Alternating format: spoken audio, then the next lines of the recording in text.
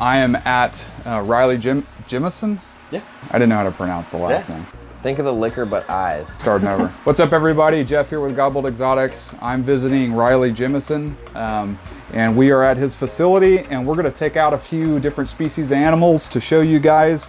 And right now, we're starting this off with one of my favorite species, Morelia bredli, otherwise known as the Bredls or Centralian python. So what can you tell us a little bit about these?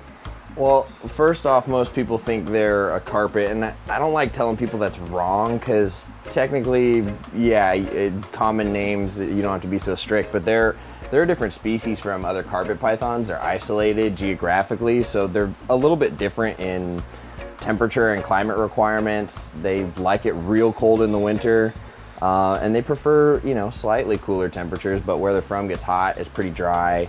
You know, these red colors typically align perfectly with their habitat of lots of arid, sandy, sort of orange and earthy tone colors.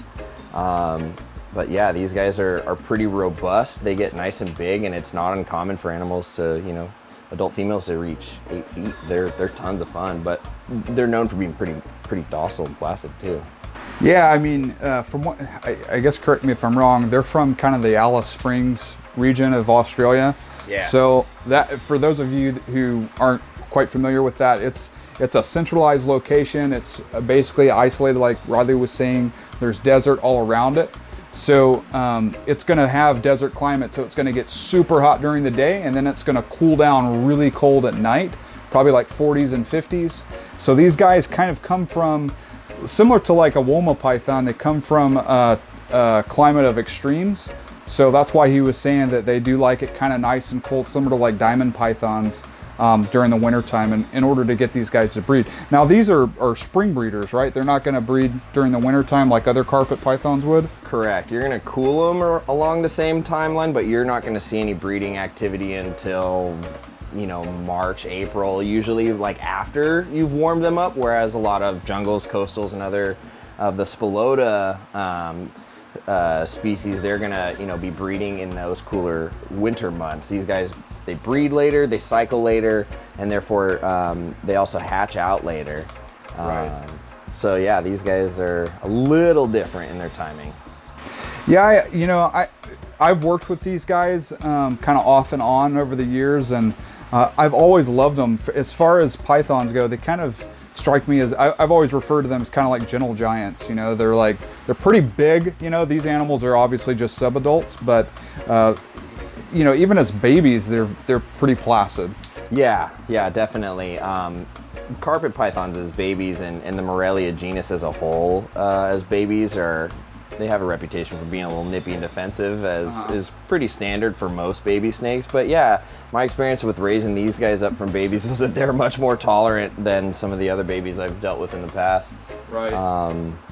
They will climb though if you give them vertical space. Clearly, yeah, they'll use it for sure. Yeah, I mean, they live in the trees in the wild, and now these are the wild types, but there are some different morphs. Maybe you could, I guess, tell the viewers what the morphs are with this particular species. Yeah, so Bredl's pythons, there's a few morphs. It's not as expansive as some of the others, but there is a hypo mutation, which, if I'm not mistaken, I believe is more of a polygenic trait, where you get none of the black edging.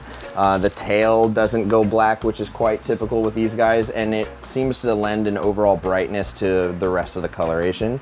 So you have a hypo mutation, you have a stonewashed mutation, which is a simple recessive, which sort of reduces a lot of this red patterning, especially in the first half, and it sort of scrubs it off as if you took a pumice stone and scrubbed off a lot of the red color, and it gives it this sort of gray, sort of distressed look in the red.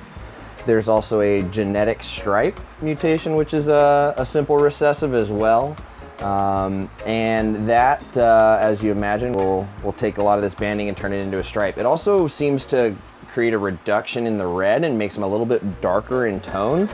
I would imagine that's just because the increased bordering on a lot of the striping kind of dominates those red areas.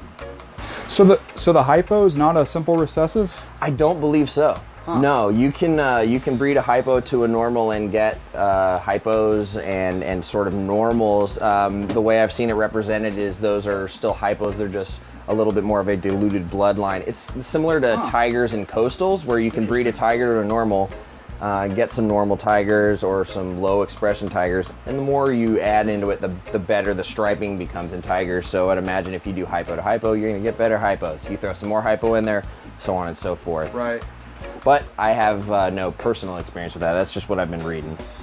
Yeah, and there's not a whole lot of lineages of these guys out there. I mean, we have Lazic and Priceline, but my understanding is that actually the Priceline animals came from Lazic originally, and then we have the Afors line, which everybody knows as being really, really nice. And Nick Mutton may be working with a couple other lineages from Europe. I'm not quite positive, but you know, there are some guys that are producing really nice animals, but I think they all kind of stem back to just a few different lineages. I believe so. Yeah, I think that, you know, the founding animals that came into the United States are probably just a small group, and those lines stem from that. So I don't know how much deviation you'll get beyond those, but there are some people now who are mixing some of the Afors line and Priceline and getting some awesome results. Right.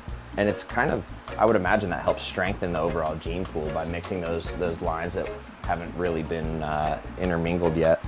One of the things I wanted to do when I used to work with them is I always thought it would be cool to take a genetic stripe, which is known for not having the best color, and breed that to like an Afors line, which had really, really nice color. Yep. See if you can get those genetic stripes to pop with the Afors color. I think that would be a pretty sick looking snake. Now, if you take good quality lines, so some founding, really nice reds, right? You take that and you get some really good red in that genetic stripe.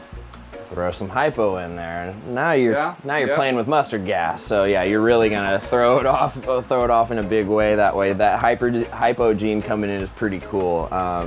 And Paul Harris and Nick and some of those guys have been having some awesome results. As you can tell, guys, these guys are super placid. Neither one of them, even when the camera wasn't on, have offered to bite. So just really laid back. They're sub-adults, so they've got a lot of growing to do. You know, they're gonna get about, you know, this big around once ever they're fully grown. And, you know, like he was saying, they get to be pretty big. So you want a nice cage with big, you know, thick tree branches for them to use. And don't be concerned if your cage gets, you know, dips down or something like that. One thing I think that people should know about these guys is they're like bulletproof. They really are. I mean, they are a great snake. Like, you can't kill them. Like, I mean, no. As long as you're responsible, they're super tolerant of husbandry errors. Yeah, they really are. If your heat tape fails, or if you're running an incandescent bulb or something, it blows out, and guess what? They'll be all right. Especially for a day or two, like, you know, even in like you know, less than ideal shipping conditions, they're gonna be fine. Right. You know, the extremes are really recommended for successful breeding, so I would imagine there's some sort of health implication to letting them experience a little bit of that variety. I bet you the opposite is probably not great for them, just this stagnant sort of. Right, yeah. But yeah, no, they're really neat. I don't even really use a hook with them. Even, you know, when feeding, they're pretty gentle. Yeah, I mean, they're not even as head shy as a lot of other species out there. No, and I didn't do anything special with these guys to get them that way. They sort of started out pretty good. Yeah, guys, Morelia bredli, easy feeders, easy to handle. They're impressive, but you're not going to have to deal with something that's like a retic or a berm size-wise. You know, you're not going to need a whole room to cage it, but they're still pretty impressive, very laid back. Definitely one of my favorite python species, probably up there in my top 5. Yeah, they're awesome. You don't always get red snakes these days, and so to have one with kind of, I mean, they're known for that big bulldog head, which is really cool. That big muscular head is always really nice and pronounced, but I mean, these guys are only hitting 2 years old right now. Yeah. And she is eating medium rats. He could take a medium, but he doesn't need it. So they grow fast early, but yeah, they're fun, man. They're really cool. I love these snakes. Thanks for watching, guys. You've been watching Godbold Exotics here with Riley Jimison. Look him up on Facebook if you want to get a hold of him, or you've got a website, right? Yeah, you can hit me up on rileysreptiles.weebly.com or Instagram and Facebook. Check the link. I'll put all of his information. And until next time, you've been watching Godbold Exotics.